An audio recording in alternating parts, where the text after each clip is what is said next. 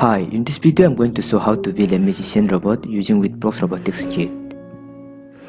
I have already uploaded a video of basic assembly of this robot chassis and make a racing car.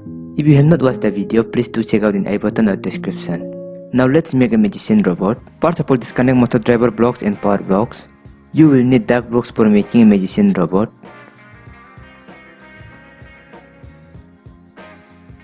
Next, connect power blocks to dark blocks. And connect dark blocks to right motor driver blocks as shown in the video.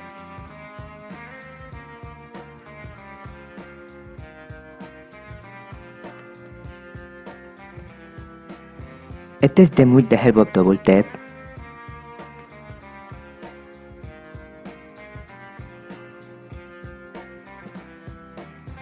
This is the switch for magician robot. Use this knob to set the level of darkness. Now let's see how it works. When the power is on, and if there is darkness in the surrounding, robot will start moving automatically. But if there is a light in the surrounding, then robot will stop moving.